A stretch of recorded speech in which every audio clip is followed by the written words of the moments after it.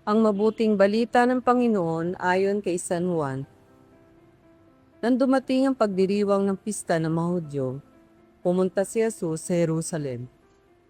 Sa lungsod na ito, malapit sa pintuan ng mga tupa, ay may malaking deposito ng tubig na may 5 portiko. Kung tawagin ito sa wikang Hebreo ay Bethesda. Natitipon dito ang maraming may sakit, mga bulag, mga pilay at mga paralitiko. Hinihintay nilang gumalaw ang tubig sapagkat may panahong bumababa ang isang anghel ng Panginoon at kinakalawkaw ang tubig. Ang maunang lumusong pagkatapos makalawkaw ang tubig ay gumagaling, anuman ang kanyang karamdaman. Doon may isang lalaking 38 taon nang may sakit at siya ay nakita ni Jesus. Alam nitong matagal nang may sakit ang lalaki. Tinanong siya ni Jesus, "Ibig mo bang gumaling?" Sumagot ang may sakit, "Ginoo, wala pong maglusong sa akin kapag nakalawkaw na ang tubig.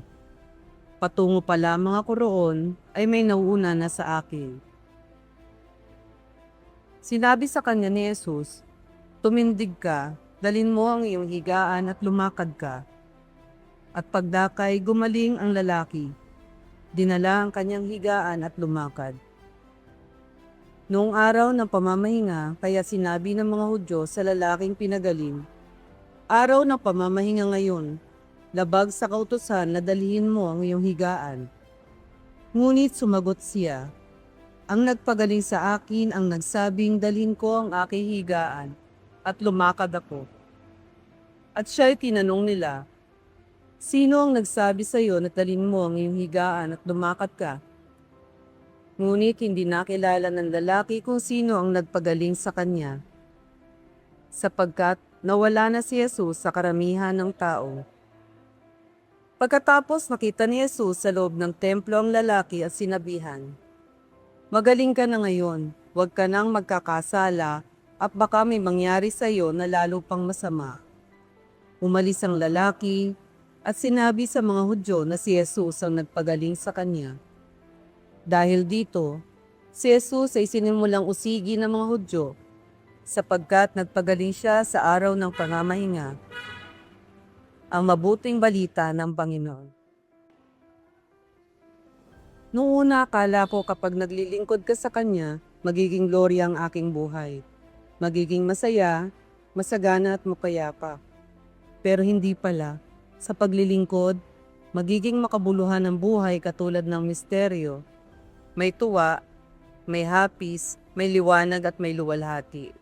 Ipaparanas sa iyo ng Panginoon ang tunay na kahulugan ng buhay. Sa bawat buhay ng tao may pagsubok. Bawat pagsubok may sakripisyo.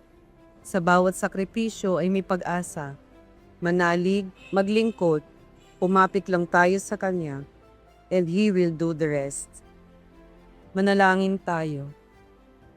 Panginoon, salamat po sa biyaya ng buhay, kalakasan, kaligtasan at biyaya ng pamilya, at biyaya ng paglilingkod. Nawa Lord, maging karapat-dapat ako maging lingkod mo. Naway lagi mo kaming gabayan sa lahat ng aming hamon sa buhay at mga desisyon. Nawa ituro mo po sa amin ang bawat desisyon at mga gawain namin. Higit sa aming kapwa. Amen.